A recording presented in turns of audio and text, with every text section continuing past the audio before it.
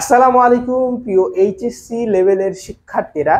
আমরা বলেছিলাম যে তোমাদের যাদের অর্থনীতিতে অনেক বেশি সমস্যা আছে তোমাদের জন্য আমরা তাসনামস ইকোনমিক্স কেয়ারের পক্ষ থেকে রেগুলার ভিডিও দিব, যাতে করে তোমার সমস্যাটা তুমি সমাধান করতে পারো এবং তুমি যাতে অর্থনীতিতে প্রো হতে পারো, তুমি যাতে অর্থনীতিতে তোমার A+টা নিশ্চিত করতে পারো এবং তুমি অর্থনীতির বস হতে পারো। সো তারই ধারাবাহিকতায় আজকে আমরা তোমাদের জন্য হাজির হয়েছি আমাদের ইকোনমিক্সের ষষ্ঠ ফ্রি ক্লাসে, অর্থাৎ ক্লাস নাম্বার 6-এ। সো আজকের এই ভিডিওতে আমরা আলোচনা করব আরেকটি গুরুত্বপূর্ণ অর্থব্যবস্থা নিয়ে। সো আজকের এই ভিডিওটা তুমি যদি দেখো তাহলে অর্থব্যবস্থার উপর আমরা যে 4টা ভিডিও দিয়েছি তোমাদেরকে তার 4টাই শেষ হয়ে যাবে। সো আজকে আমরা ইসলামী অর্থব্যবস্থা সম্পর্কে জানবো। সো আমরা কিন্তু অলরেডি তোমাদেরকে 3টা অর্থব্যবস্থা পড়িয়ে ফেলেছি। 1 নম্বর হচ্ছে ধনতান্ত্রিক অর্থব্যবস্থা, 2 নম্বর সমাজতান্ত্রিক, 3 নম্বর মিশ্র। আর আজকের এই ভিডিওতে আমরা আলোচনা করব ইসলামিক অর্থব্যবস্থা। সো ইসলামিক অর্থব্যবস্থাটা আসলে কাকে বলে আমি যদি তোমাদের একটু সহজভাবে বোঝাতে চাই, সেটা হচ্ছে লা ইলাহা ইল্লাল্লাহু মুহাম্মাদুর রাসূলুল্লাহ সাল্লাল্লাহু আলাইহি ওয়াসাল্লাম। সো আমরা যদি এই জিনিসটা লক্ষ্য করি তাহলে আমাদের ইসলামী অর্থব্যবস্থা সম্পূর্ণ হয়ে যাবে। কিভাবে? লা ইলাহা ইল্লাল্লাহ মানে আল্লাহ তাআলাকে বোঝানো হচ্ছে, এবং মুহাম্মাদুর রাসূলুল্লাহ সাল্লাল্লাহু আলাইহি ওয়াসাল্লাম এর মানে হযরত মুহাম্মদ সাল্লাল্লাহু আলাইহি ওয়াসাল্লামকে বোঝানো হচ্ছে, তাই না? সো লা ইলাহা ইল্লাল্লাহ দ্বারা হচ্ছে আল্লাহ তাআলা এবং মুহাম্মদ সাল্লাল্লাহু আলাইহি ওয়াসাল্লাম দ্বারা মুহাম্মদ সাল্লাল্লাহু আলাইহি ওয়াসাল্লামকে বোঝানো হচ্ছে।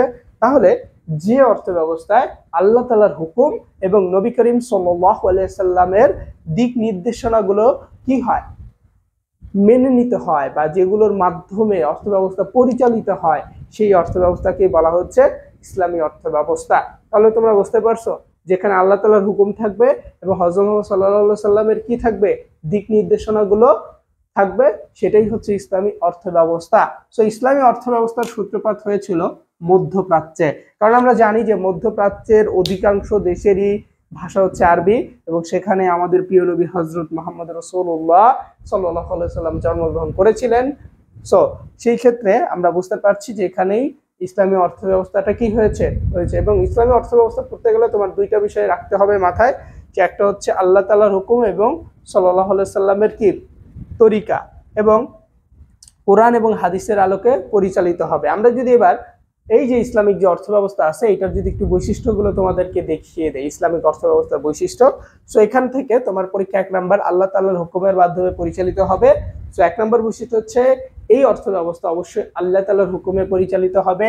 দ্বিতীয়ত সকল কিছুর মালিকানা একমাত্র আল্লাহ তাআলার, এইটা তোমার বিশ্বাস রাখতে হবে।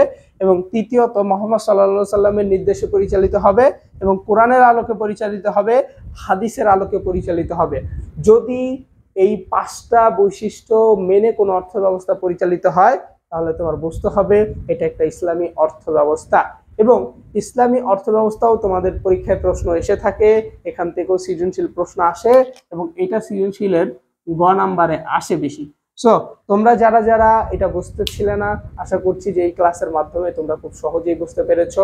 সো কিভাবে লিখতে হবে এটা কিন্তু আমি অলরেডি তোমাদেরকে পূর্বের ভিডিওগুলোতে বলে দিয়েছি, যে তোমরা কি করবে, প্রথমে এগুলো নীল কালি দিয়ে সুন্দর করে লিখবে।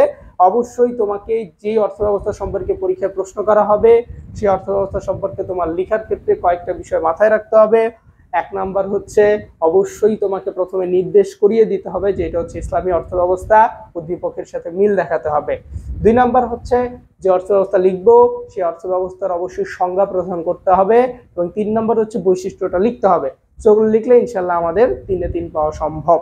এবং তোমরা যারা অর্থনীতি নিয়ে অনেক বেশি প্যারায় আছো, কোনোভাবেই কি করতে পারছো না, অর্থনীতির সমস্যা দূর করতে পারছো না, বা তুমি এইচএসসি 25-এ পরীক্ষা দিবে বা 26-এ তুমি হচ্ছে নতুন ভর্তি হয়েছো, তুমি বুঝতেই পারছো না যে কিভাবে তোমার সমস্যা সমাধান করবে, তো তুমি চাইলেই আমাদের A+ কোর্সে ভর্তি হতে পারো, যেখানে ভর্তি হলে তুমি নিশ্চিত তোমার A+টা নিশ্চিত করতে পারবে।